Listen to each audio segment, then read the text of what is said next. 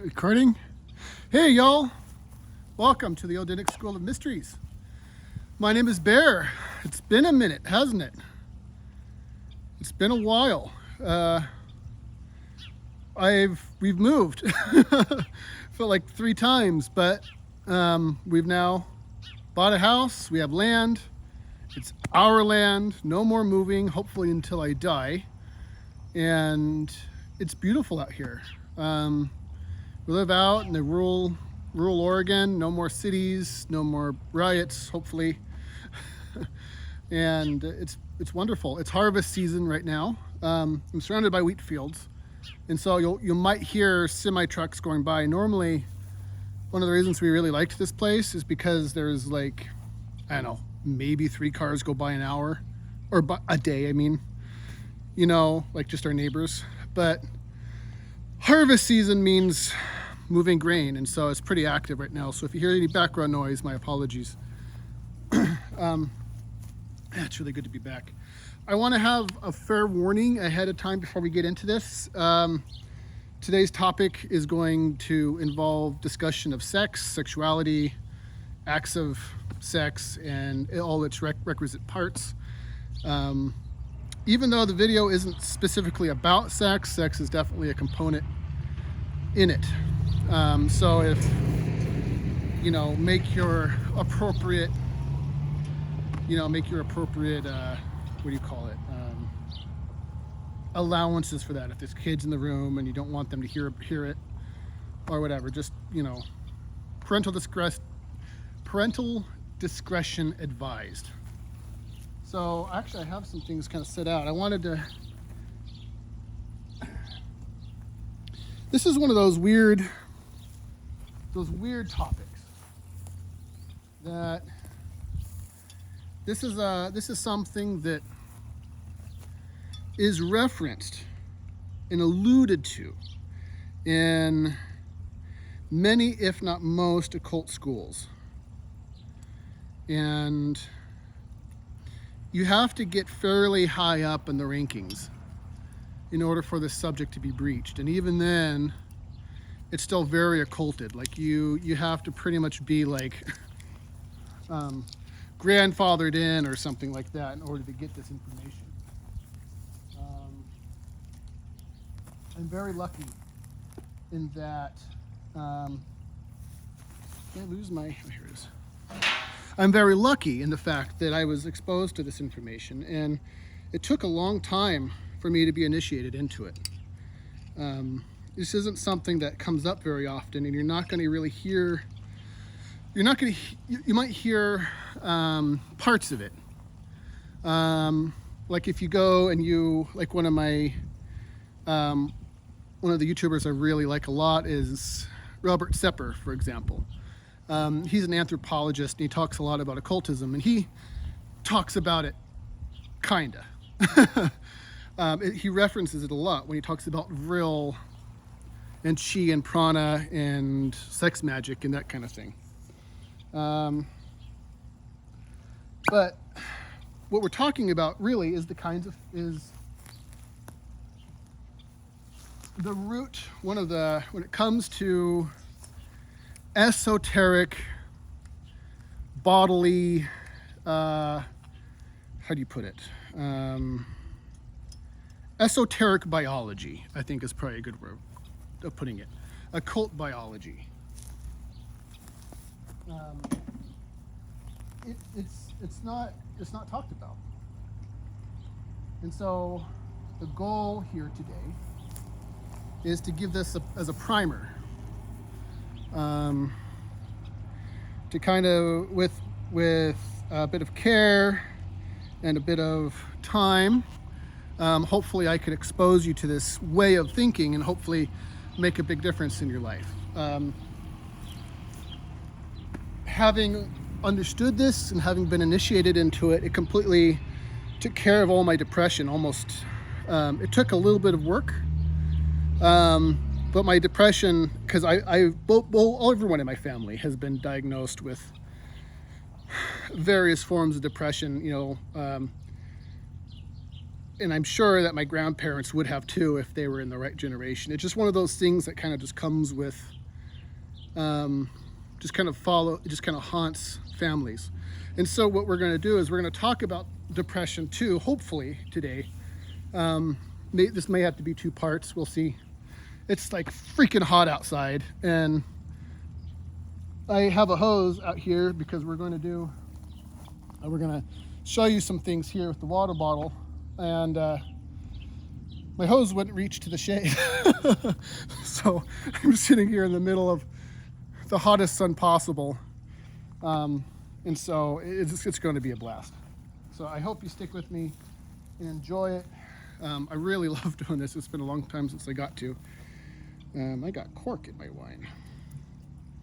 So, as per our normal arrangement, raise a glass to you, my friends. I love you. Be free and be wise. And let's go on a journey together. Woo! That wine has sat in the sun. I'm going to pretend I'm an old Greek, sipping hot wine in the Grecian sunlight.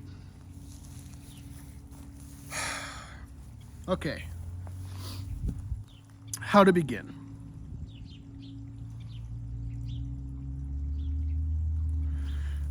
Your body is electrical. Even though it's completely biological.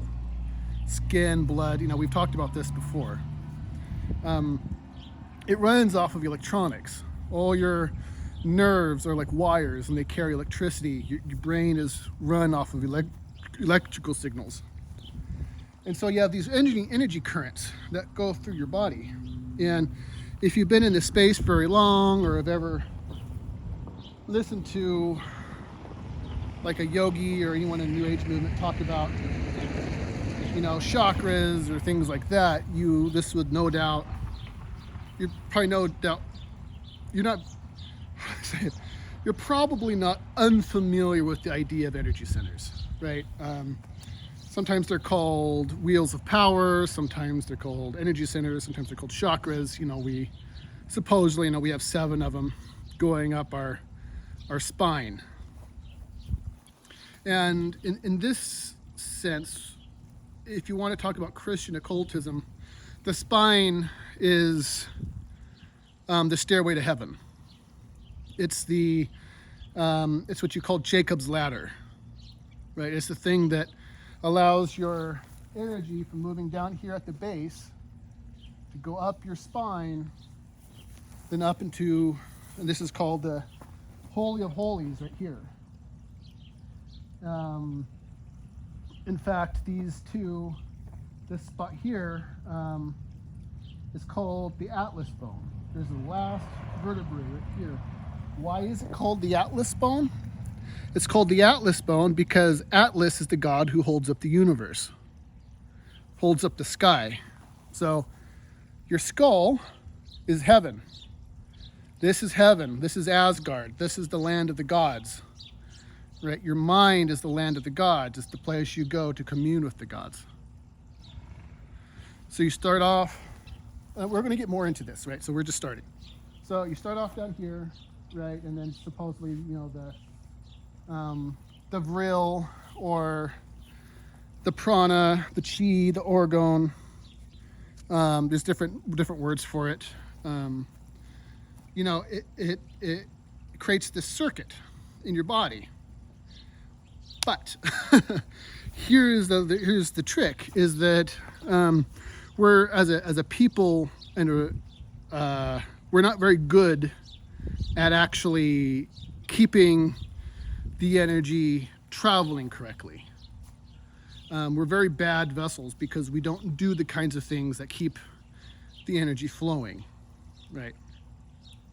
So, and this is kind of where my bottle of pop over here comes in.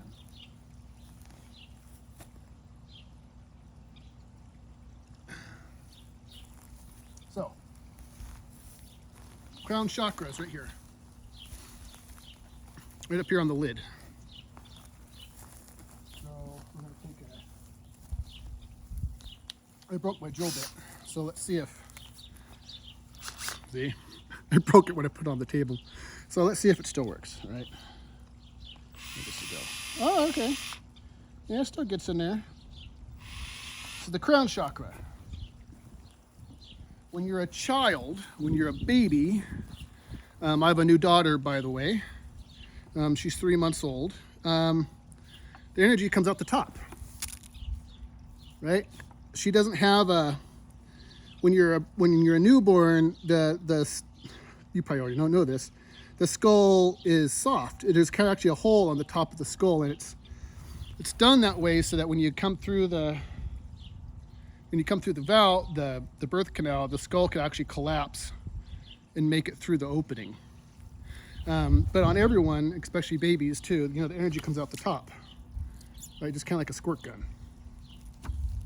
And then it comes back down and is circled in again through the bottom down here. So it comes into the top. Think of it like the world tree. This is your body. This is the world tree. The Norns write the fates on the runes, and then it goes up the tree and out the top, and then falls down like dew, and then comes back into the well of all things down that kind of sits at the bottom of the world tree. So I want you to picture the soda in here like energy, like this is energy. But the problem that we have is that we're leaky. We're leaky.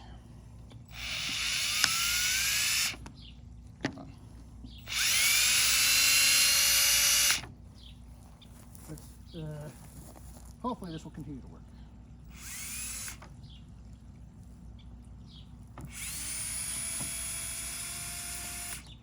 There it goes. What's happening now, see how it's coming out the bottom? This is your second chakra. This is your sex organ. And the problem is when the energy is building up in your body, it starts off the root chakra, which is way down here. Right down here below your butt, or below your sex organ, basically. And one of the first centers that the energy is going to hit is the sex center, is the sex organ. And every time it hits that, well, it turns you on. You get horny, right? Well, and this is where a lot of, I think, the confusion around energy lies. Is we have decided, because it feels like, because you get turned on, right? Because the energy is sitting right there on that thing. And if you're a man, particularly, you have a penis, it's just like, it works exactly the same as though it was a spigot, right? Just like this. And so you're this vessel that fills with energy, and we keep dissipating it. Just like this. It just goes right out the front. And this isn't the only thing that dissipates it, right? But it's a major thing. So what is the point of all of this? Well, the point of this is basically that you're this vessel, this holy vessel that's clear full of all this potential energy, but we keep extinguishing the energy, we keep releasing it out into the world. And so instead of plugging the hole and allowing the energy to climb, we keep putting holes in our body. And watch what's happening to the soda level here. Let's see if I can pull this off so you can actually see. What's happening to the soda? Your energy levels are going down. Just like that. And, what happens is we eat bad food. We are destructive and violent and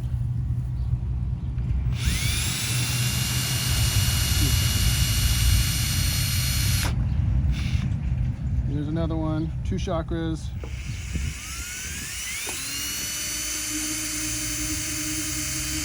I can't get the okay, we'll just go with this. Because for some reason I can't get the things pop out of the holes. Get this way.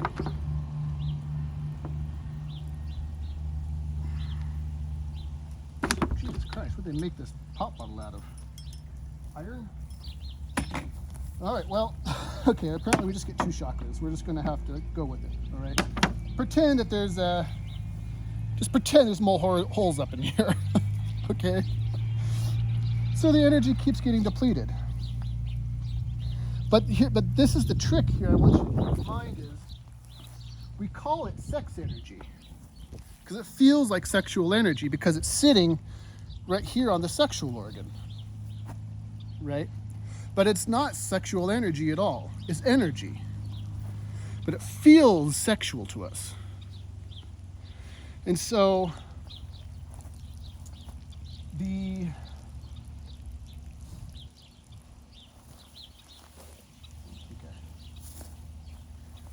quick break for some hot wine. So it feels sexual to us. And so we're always stuck way down. Let's see if we can get this out here.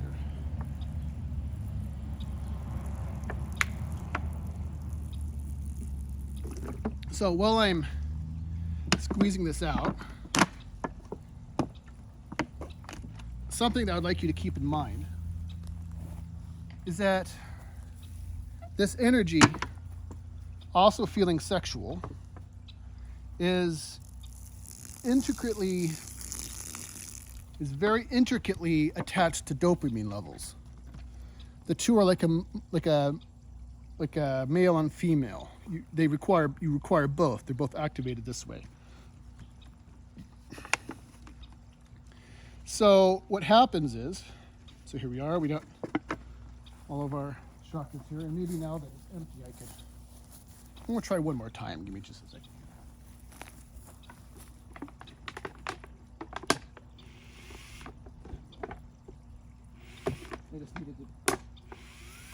Apparently I just need to put some pressure on it.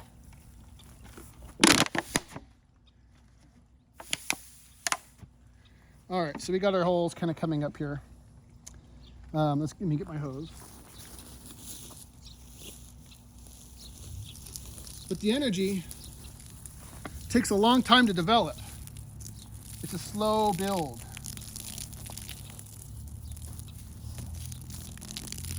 So you want to try and put some energy into your life, right? Maybe you exercise and stuff. But what happens? Hopefully this experiment will work. And I could properly show you what I'm trying to say. So what happens? We're leaky. And so if you're depressed, in depression, in the mystery schools, we call it a Jotun.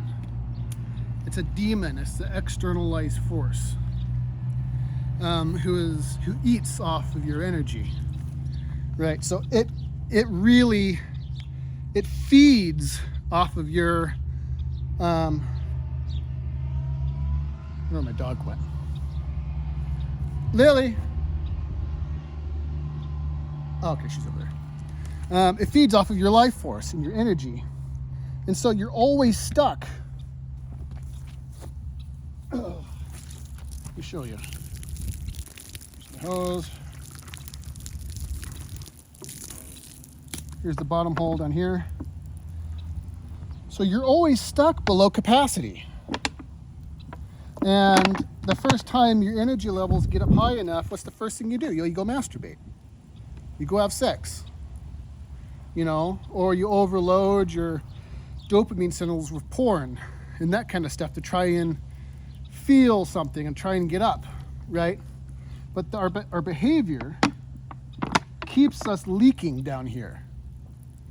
So the goal, the unspecified, unsaid goal of biological occultism, particularly a lot of the stuff that is yoga is big into this. This is a lot of what yoga is about. It's about plugging the holes. So what's the first thing that yogis say they want you to do? They want you to fix your diet, get exercise, drink enough water. And this is the part that really bothers people. Don't ejaculate. Stop ejaculating. Or if you do ejaculate, if you're like in your 30s, once every 2 weeks, 2 or 3 weeks, minimum. Or I don't know if that's the minimum or not. Don't do it more than that. Right? Keep that energy inside. And there's actually, there's articles online. Montauk Chia is a fantastic resource for this. Robert Sepper talks about this too, if you want some other resources besides me who talk about this. What you can separate with practice, you can separate ejaculation from orgasm. You could pull them apart. They're always stacked on top of each other by default because biologically speaking, we want to reproduce, right? So as an encouragement to actually finish, orgasm is attached to ejaculation, but they don't have to be. That's important. You could have sex every goddamn day, orgasm 1,000 times, but never ejaculate. And people do. Tantric yoga. This is all tantric yoga is about this very thing. It's about semen retention and holding all that energy within you. So, but what begins to happen though, as what you might call the sex energy begins to build, again, it's not sex energy, it just feels like it's sex energy because it's on that first major exit to the body, right? The next major exit is the mouth, and then on top of that is the crown chakra that we put up here on our lid, where the energy goes out. So you're creating a circuit. And but as the energy begins to grow, the chemicals start to reawaken in your psyche. You start to feel really good inside. You have way more energy potential now, right? Because you're not expelling it anymore. And I remember when I was first initiated into this knowledge, it was very hard at first because, it takes a shit ton of willpower not to ejaculate all the time because you get fucking horny, right? But the trick is and this is the okay, let me take a step back. So when you'll notice when you start doing this, your energy levels start to build up. And I gotten to the point, and I noticed this recently, that my energy level exceeds what my body can do. One of the things we've been doing around here is we live on an acre, and I've been putting a walking trail that goes through the property, and I've been putting standing stones. They're these really cool stones. Let me show you. I've got one up here. Here's a good example.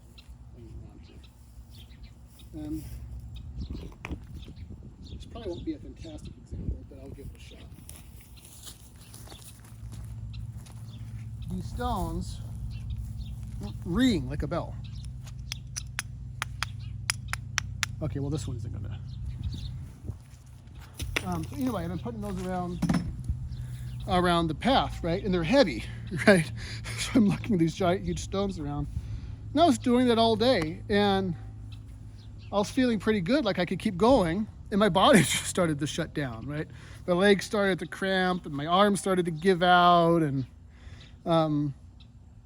because because my energy level was so high that my body just couldn't keep up with it anymore. But there's another part to this that I was going to talk about a second ago, is that it's not just about holding on to the orgasm, right? Because if you do orgasm, what you do is you tighten up your sphincter muscles, and you pull it in, and it's just like the kind of muscles you'd use to pinch your bladder, like if you're going to pee. You need to develop those muscles so you have like a vice-like grip on your, I don't know what you call them, the semen tube or whatever, prostate maybe, so that it squeezes that shut. So when you do come, none of it's getting out. As little of it is getting out as possible. And instead of having the energy go out, you transmute the energy. And how do you do that? You do it through mental alchemy. There's an old saying that says the chi flows where the mind goes, I think is the saying. I heard that off of Robert Sepper's videos, and I think it's a good saying. The chi goes where the mind flows, or chi flows where the mind goes. So if you visualize the energy instead of going out into your partner or into the universe, if you're masturbating, it's going up your spine, up into your brain, right? And illuminating this up here. The energy is being transmuted and redistributed out. You know, in a sense, you're kind of stealing, there's a kind of in a sense, you're kind of stealing from God, I guess is what they used to say. You know, it's basically Prometheus stealing fire from heaven. You're kind of biohacking your own biology in order to increase your own vitality and stuff. But more importantly than that is it's not just about immortality and all of this other shit that people go about. Just as someone who's experienced this himself, when I was initiated into this, it changed my life completely. My depression cleared up. I've been dropping weight like crazy without having to do any excess work. Like I've never had to go work out or anything, you know, and you start feeling really good, and you start wanting to do more of the things that are good for you, right? And this is really the horrible curse of depression, is it really steals the principle of care from you. It really robs you of that. And principle of care is that thing that gets you up off the ground, right? You have to care enough to go do something. And you're so battered, your energy levels are so low. Look at this. You know, the energy levels are so low that, you know, you could barely get anything out. And this isn't enough to do anything. This isn't enough power to get out of bed, you know? And so a lot of occultism is really about just energy management, right? It's not even just about traveling to the gods and going up far away. It's just about how do you live in the world in a way that doesn't make you suffer so goddamn much, you know? And a lot of it has to do with just plugging the holes. And so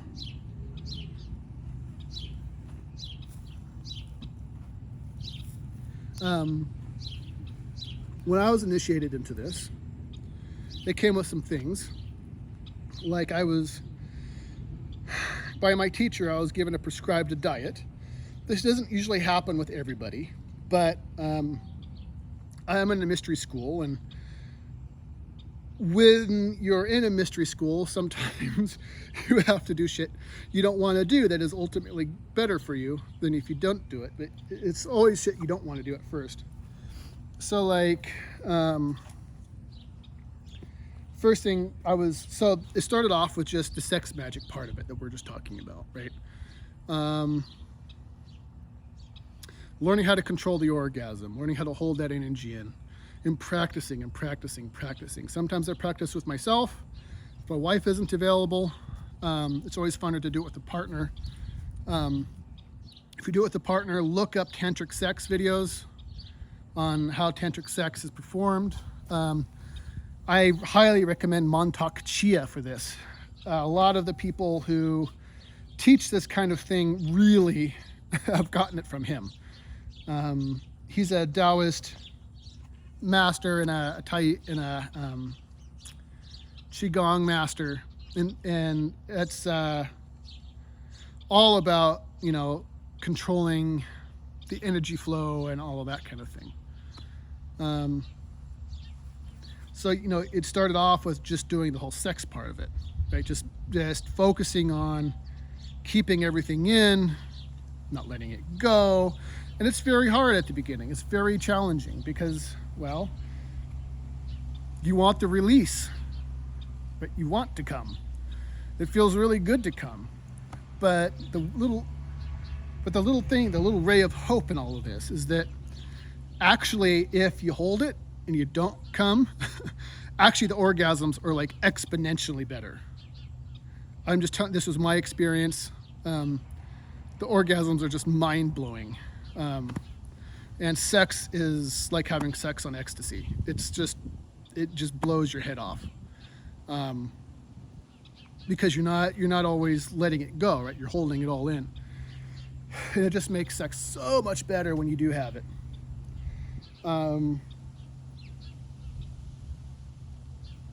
What was I going to say? Yeah, so we started off with that, and then came the prescribed diet. Now, when you talk about diet, I'm always very careful because people get really touchy.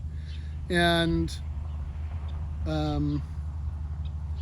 I want to preface this by saying this is not an attempt to say any diet is right or wrong. This is a prescribed diet for a prescribed reason, right? There's something specific I'm trying to accomplish here, and it doesn't have anything to do with the morality of where your food comes from, per se.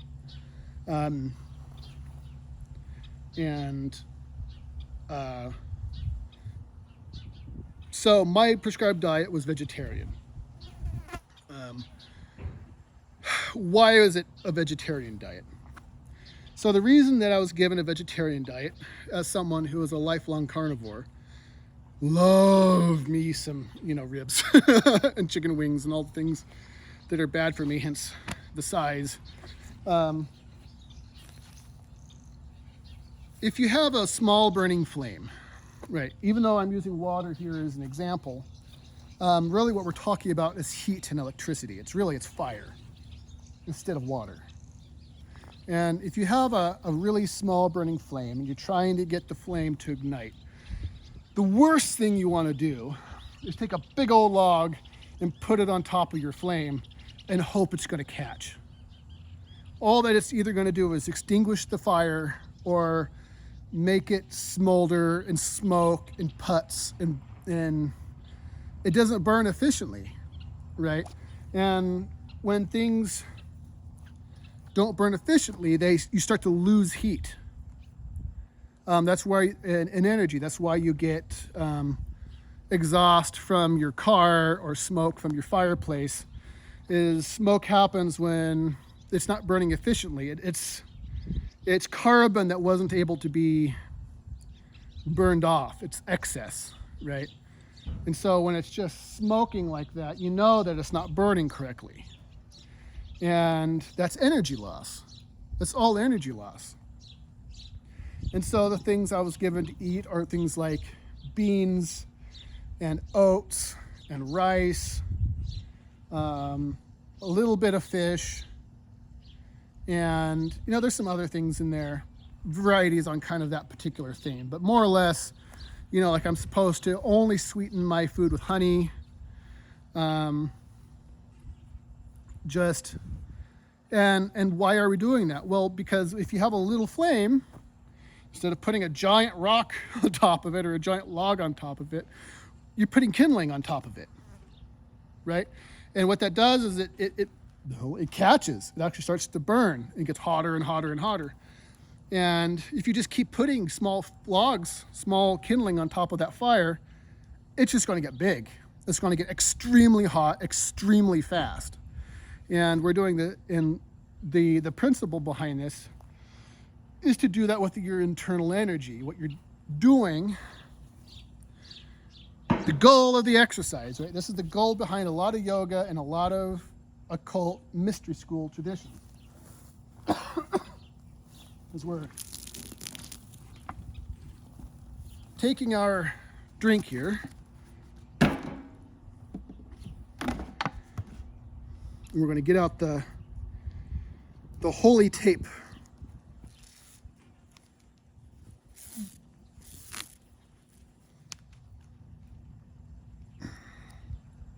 Come on now. Come on now.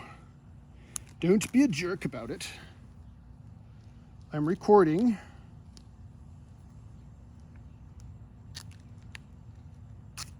All right.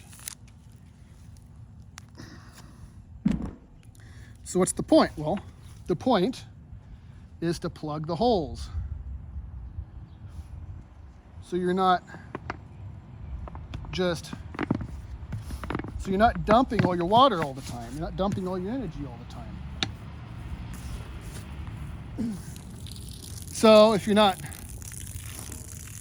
fucking, so I'm using the word, sorry for the dirty language. I use the word fuck for a reason. Because this is going to bring us into the next part of this. If you're fucking, I say fucking, because it's the animalistic version of sex. It's the lowest form of sex. In fact, there's 3 forms of sex. All right. Is this working perfectly? Nah. But you'll see what I mean. I've plugged my holes. I'm not losing energy all the time. I'm holding my water. Right? I'm like, but what happens when you do this? Right? What happens if you don't keep dropping all your water off all the time? You haven't lightened it. The water comes right out the crown chakra. You know, in yoga, they call this the 1,000-petal lotus. You know, or nirvana, or divinity. What's happening here is you're reaching to the sky. Right? You've made it. What happens is you've finally made it. Your energy has gone up through your system into the Holy of Holies and into the sky to where the gods live, up in here into the mind, in the realm where you have the capacity to think and feel and experience divinity. Right? This is the hidden principle. Stop giving all your power away. And, you know, and of course, you know, you could get, you know, if you're just an average guy who wants to live an average life free of a lot of the suffering and stuff, I would prescribe stop ejaculating all the time and get a bit of exercise. Particularly just sit in the sun, right? Because there's lots of things that, and this gets into the second part here. Here's the second part of the principle. All energy is lazy for all intents and purposes. Right? It always wants to find the easiest way out. And so it's very, very easy for, let's keep this off here.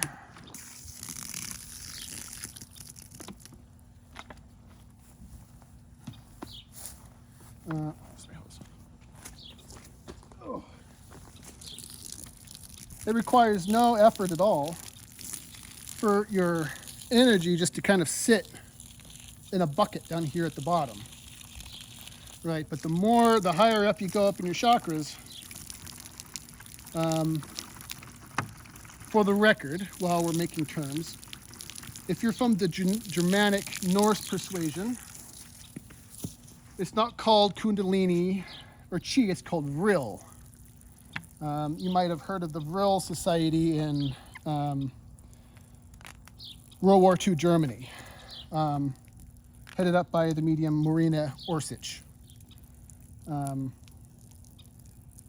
But it doesn't like, the more you put in it, the quicker it's going to find the quickest way to get out. And you'll see that the quickest way to get out still is through the sex organ. It's always going to choose the sex organ because the sex organ is the easiest way. It's the quickest way. And this is kind of the second part of the principle. So the energy sits down here at the base, right? And keep pointing to my butt, right there. And it likes to sit at the base because it's easy to sit there. Well, it's also kind of lazy. So you have to figure out clever ways of getting it off its ass. Some traditions use breathing techniques, like you've probably heard of, if any of you are into yoga, like, the breath of fire, or you might have heard yogis kind of doing that, where they kind of rock back and forth, and they kind of go into a trance-like state because they're rocking. Sufis, is it Sufis?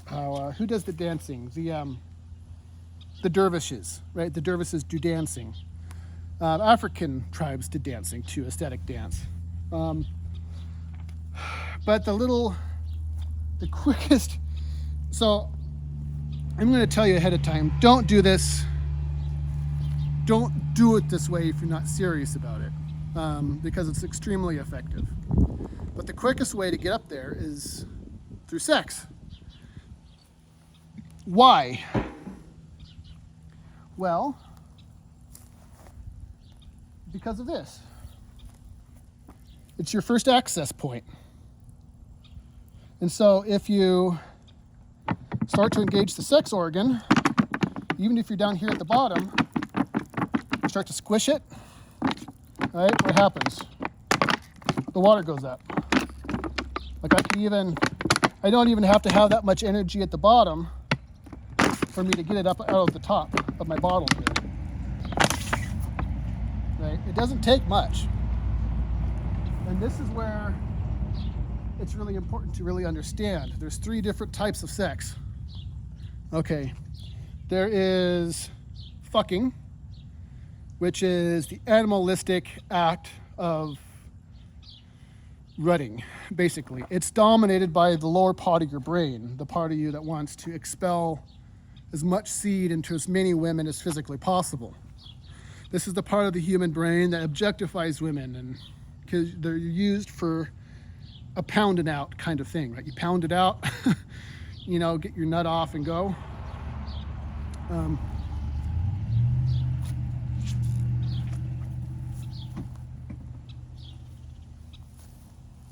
That's typically how it is. How most people think of sex. But you find someone you love, you settle down, and you get married, right?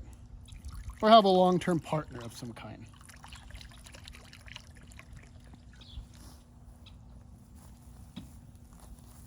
Then you have the second kind of sex, which is lovemaking. You love your wife, you're together, you take your time, it's really nice, right? You're not rutting, right? You're not just pounding it out to get your come out. You're with each other, it's a relationship, right? The highest and most important form of sex, though, is basically goddess worship, where it's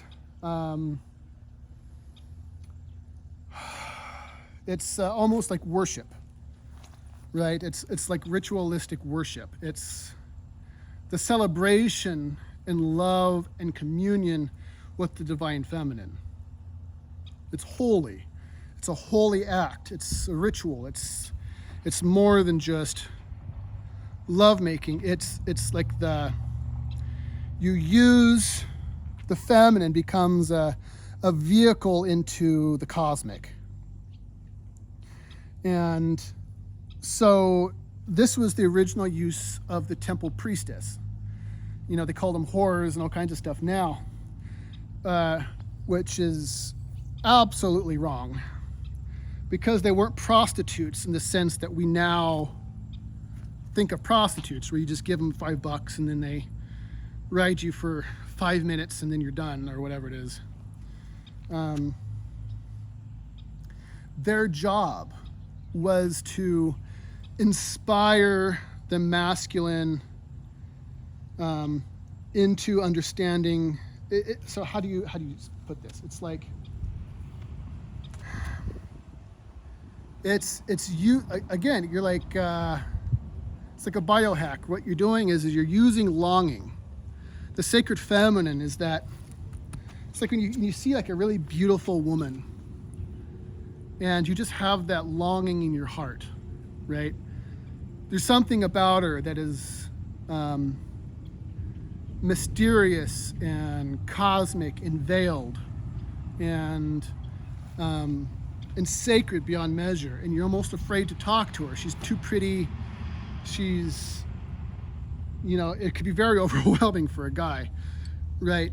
But it's that kind of that longing for something more that the feminine inspires in a man, that allows that it's that feeling of wonder. I keep saying it over and over again because I'm trying to find a way to explain it, because it's because words suck. English sucks. It's that longing, and you transmute that feeling, that sexual longing, that sexual feeling of mystery, that sexual feeling of untapped potential, to pull your energy and your soul upwards, so that she's not just a woman anymore. She's the totality of of creation itself. You know, she becomes the part of creation that you love. And so if you're married or have a partner and you're doing this practice and you're doing it correctly, your partner becomes the avatar for that. But back in the olden times, the temple priestess used that, she was the vehicle that was able to be utilized in order to do that. And she was trained in like tantric sex, what we now call tantric sex, but the way to use sex and sexuality to enhance consciousness. Some of you may have even experienced this when you've had like a particularly mind-blowing sex, right? Just this kind of sex that just like shatters your brain. And you're laying in bed and you just start having like just visions, right? And you start making connections and you're kind of floaty and you feel elated and all that. Well, that's kind of what we're talking about. But you're not just leaving it up to chance, you're engineering it. You're doing it on purpose. So sex becomes worshipful. And that worshipful, holy quality is what turns the movement of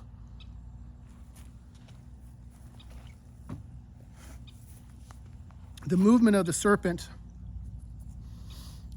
from your spine, from a chore, into worship. It becomes a holy thing, right? We're not just dealing with trying to fix depression anymore. You're not just trying to get more energy in your life anymore, or spice up your sexual life anymore. You become like I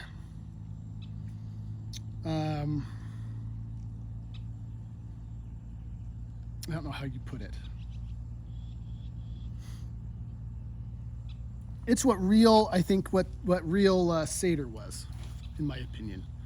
I don't know that for sure, but I kind of get the impression this is what Seder really was, the feminine sacred art, right, that only women can do. I mean, men can certainly do that, but it was typically for women for the very reason that they're women, right? It's one of those, and this might get me into some hot water here, and it's possible, that there's some things that are just a woman's birthright, right? There's some things that are just for both men and women. There's some things that you can't just decide that you get to have.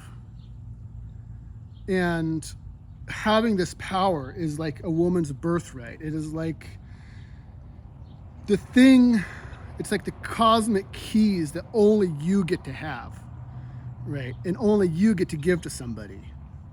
And it's not something you could just decide that you get to have now, right? It doesn't work that way. And so it becomes this whole principle of energy management takes you from standing on the ground and getting the shit kicked out of you all the time because you don't have enough energy to even stand up, basically, to being able to roll with the gods and the cosmic heavens and have, conversations with the divine every single day, because your consciousness is now is no longer buried in the dirt anymore. It's come up off the ground and is now going up into the heavens. And there's an old, I can't remember, I think maybe it was a Hermeticist who said this, but there's an old esoteric saying that said, keep your feet on the ground and your head in the sky. And if you're not initiated into the mystery schools, that sounds pretty innocuous. But really what it's saying is keep your roots in the dirt, but send your consciousness to the sky, right? You have to be able to exist on both poles at once.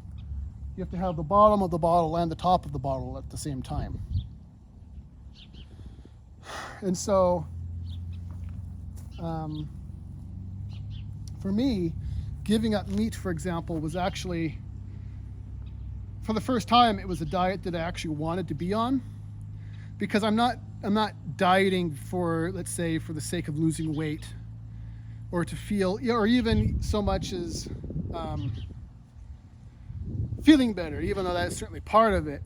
Once you start to really get to experience the sacred feminine as an entity, not just as a principle, but as a self-willed divinity, it really changes everything, right? And you want to be a part of that as much as you can. You want that because it's so incredible. And so you want to do everything you can to cultivate that as best you can. So for me, like for me, it was exercise and breathing techniques and lifting rocks and not eating meat and eating very simple grains and beans. And it really transformed, speaking for myself, it completely transformed my ability to be in the world entirely. It completely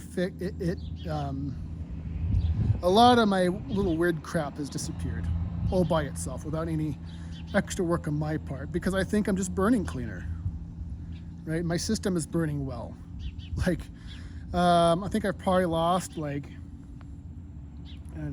since being initiated into this, I think I've probably lost almost 40 pounds now. I've dropped 6 this week. Also I only eat when I'm hungry. I eat small portions, and if I want another portion, I just go get another small portion. Drinking lots of water is a big deal, especially actually if you're really depressed and you're really having a hard time. A lot of depression just comes out of being dehydrated, believe it or not. Seriously, if you're having a really hard time getting out of bed in the morning and you're just really dogging it, go down, I get the really tall mason jars, maybe the 1 quart mason jars. I use that as a water glass.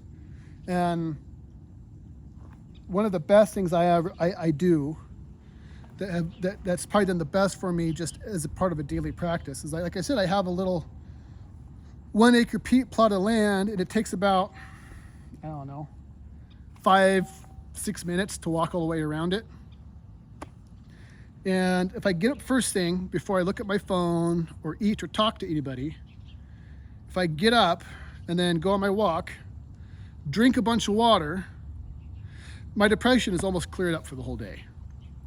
And it really doesn't take much more than that. Like, more is obviously better. More exercise is obviously better. But just having, getting that little bit of sunlight first thing in the morning and moving your legs and drinking. Like, it's easy. Like, everyone is really intimidated. Like, if you said, here's how you get healthy, right? What you got to do is you got to go walk for 200 hours. I'm exaggerating. You know, like, go walk for 3 miles. Well, if you're super depressed and your fucking energy levels all the way down here, what the fuck good is that going to do to anybody, right? They're not going to have enough oomph to do that. But if you could say, just start, right? Step outside, drink your water, and just start your walk. Go for as long as you want, as long or short as you want. You go outside, you take 2 steps, that's all you want to do, fine. But what I realized is once you start, it feels pretty nice, and you just keep going.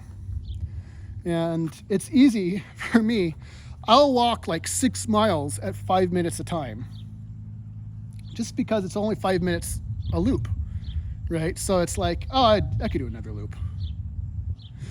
I'll do one more. It's only 5 minutes. It's the same reason why Netflix and TikTok are so dangerous, because it's like you could spend a whole day at 30 seconds a time watching, you know, short movie clips. It's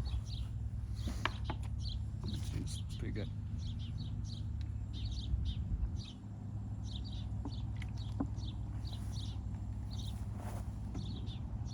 But that's the dirty little secret. It's not a dirty little secret. And actually, the idea is fairly simple, right? To stop giving your energy away. And a lot of it is pretty self-explanatory. It's not like you need some sort of wise wizard to, you know, give you all the ins and outs of it.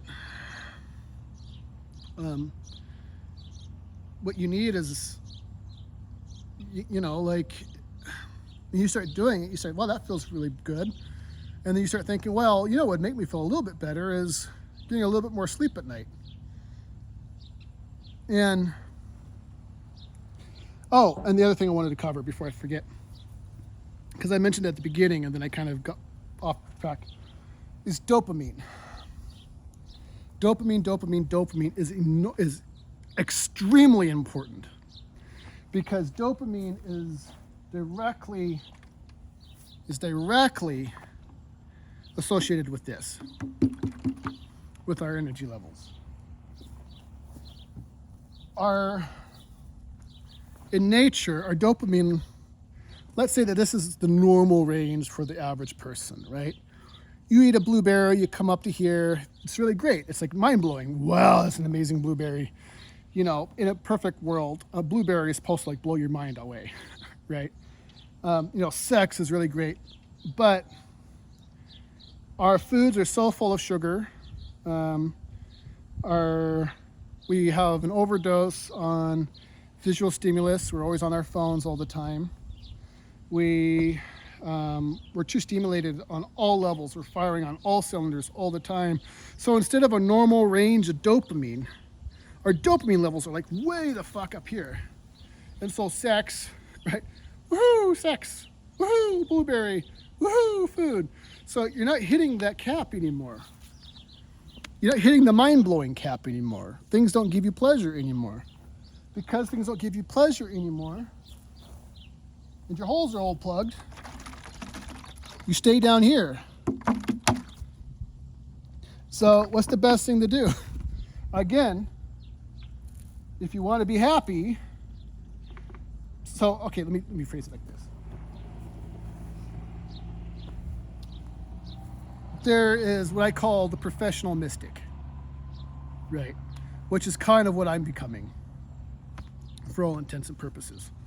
The professional mystic is the person who's going to go all out, right? He's going to have a good diet. He's not going to watch any videos. He's going to eat when it comes to, he does eat something sweet, it's going to be natural food, like blueberries and that kind of stuff, honey. He's not going to indulge in constant sex.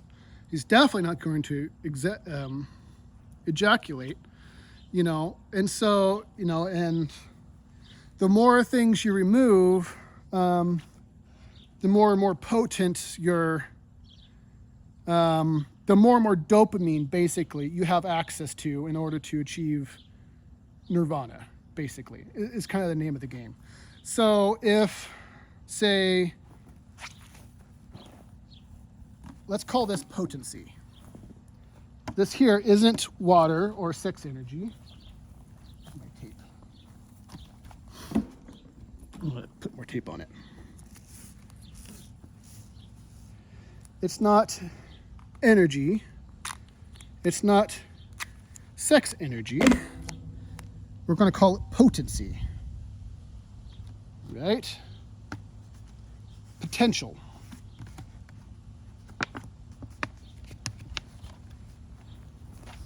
Potential.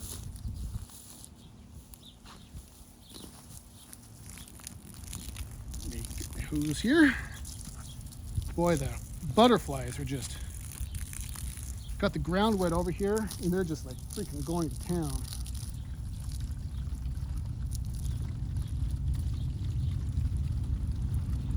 Filling up my water bottle.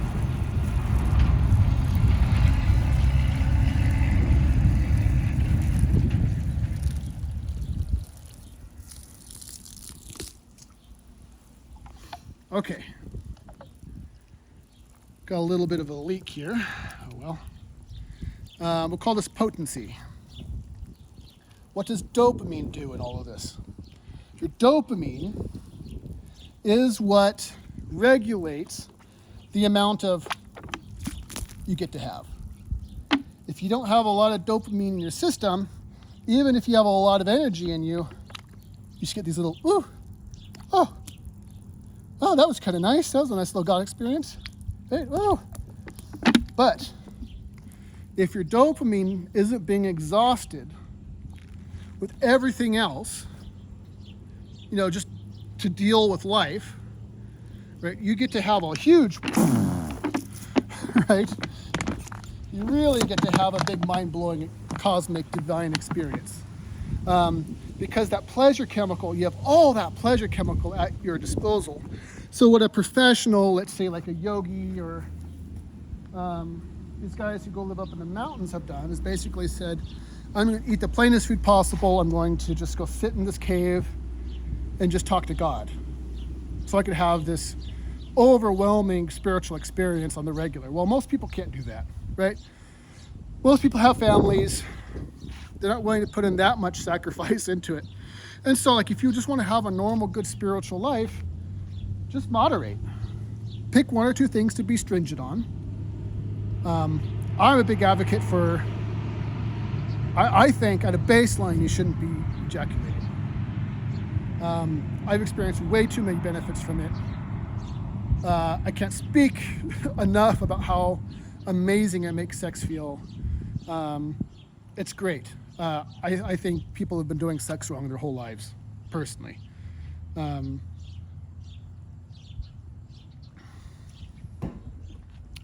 However, but moderate, like don't spend all day, every day on your phone. That should be obvious. Don't stay sedentary. That should be obvious. Do things that are good for, do things that your body likes. Get some sunlight. Like, I was like when I talked to my teacher about how to deal with my depression, because finally I just asked him, and I don't know why I didn't ask him before then. But it was like, I noticed that when he just had to go sit out in the sun for 20 minutes. And that's easy. Anyone could do that, even 5 minutes. Go sit outside. Like if you're so depressed. So I'm what you call, I can't remember the exact term, moderate. I have moderate depression. So clinically speaking, what is moderate depression? Moderate depression is when you're depressed enough that it creates severe problems in your life, right? Relationships suffer, you're irritable, you're lethargic, you don't have you're apathetic, you can't get out of bed in the morning, right? You don't want to do anything, everything is too much work, but you're not so depressed that you want to kill yourself, right? You're not having self-harm ideations or anything like that. But if you're at the stage where there's just not enough water in the bottle anymore to get you out of bed, what can you do? Like, I've been so depressed where I had to like physically say, okay, what's the first thing I needed to do? I just have to find socks. Like, that's all I have to do. I give myself the goal that, all I have to do is find socks. All I have to do is find pants, right? This is how I got through my days sometimes. The struggle is real. I mean, sometimes it's one of these things you can't just will yourself out of. But if I wouldn't sit outside for 5 minutes in the sun, even during a cloudy day, suddenly I feel a little more like maybe going for a walk.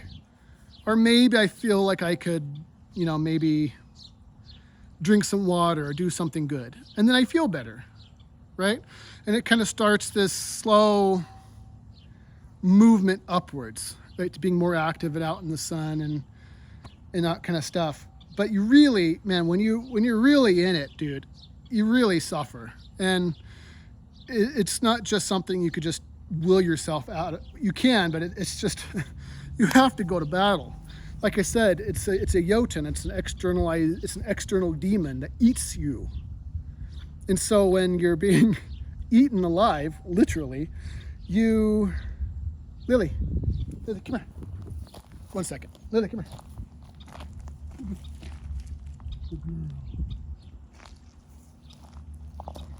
Letting the dog know she could drink out of the hose. She's over there panting.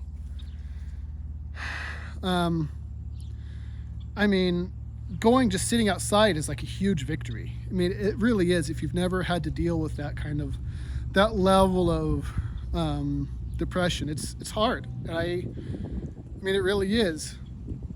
But at some point, you have to decide you're going to war, and you have to treat it like a war. And you have to pick up your sword and your shield, and you have to go to war. And part of that is doing the things that you don't want to do. Because it gets to, as long as you're sitting on your ass, the demon gets to just keep sucking your lifeblood. It doesn't want you to go outside. It wants you sedentary and dead. It makes for an easy meal. You're much more impenetrable if you're happy. You're much more impenetrable if you're sad. And so, just sitting outside for a few minutes does a lot of good.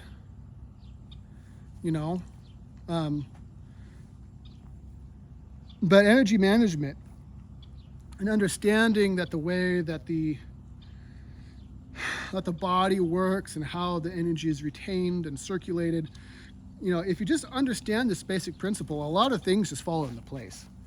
And it's a principle that's been in occultism for a long time. Now we're kind of running up on time, I think. I think we're a little over. I'll wrap this up. So Ariana Grande, her song, God is a Woman. Exoterically, it's just a song about sex. Right? Oh, I'm going to give you whatever you want. Oh. But if you understand the sacred feminine goddess principle on what is actually being communicated, she's talking about exactly what you and I are talking about here. The sacred sexual transformative power of worshipful sexual relationship, right?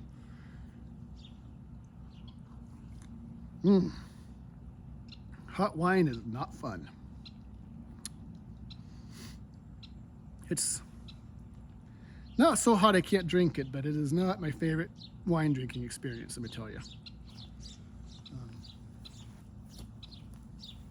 Does that make sense? Is this something that makes sense? If you have any questions, please leave them in the comments.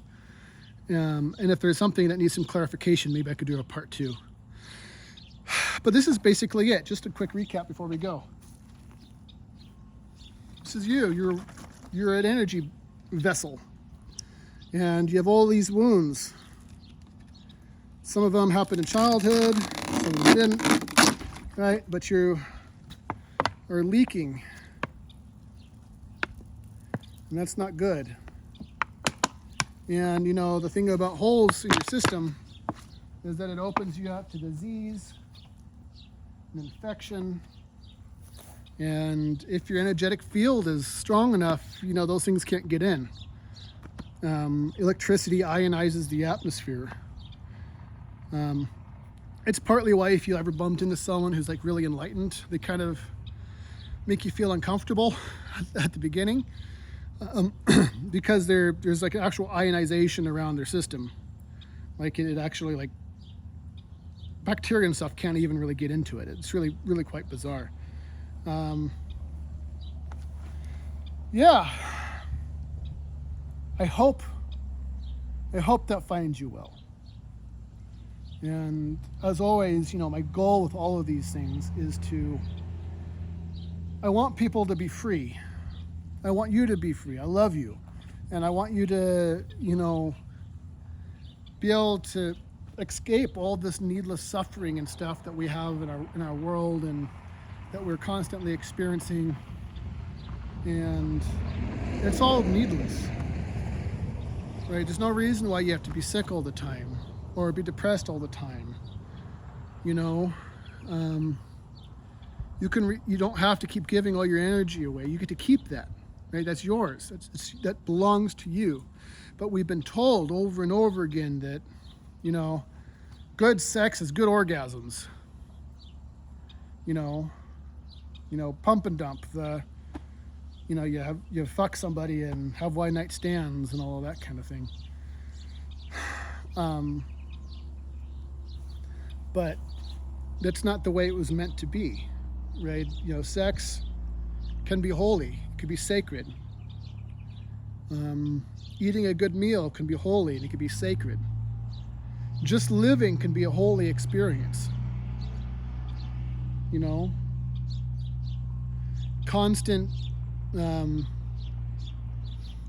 being in constant contact with the gods, being a part of the divine order, not just experiencing it, but like what the Taoists would say, actually being in the Tao. Feeling like you're part of the flow rather than sipping from it. And life gets really good really fast.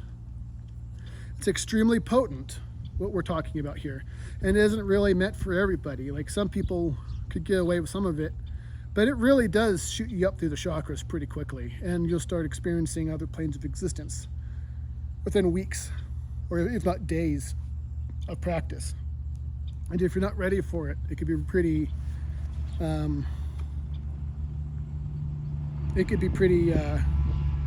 it could cause problems, I suppose, if you're not ready for it.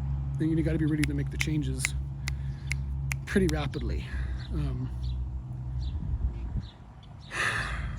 So, okay. May Odin come to you and bless you. May the sun be at your back, or the sun be at your face and the wind at your back. And I'm trying to remember how the old blessing went. It was an old Irish blessing. It went something like, may the wind be at your back and the sun on your face. And may God, and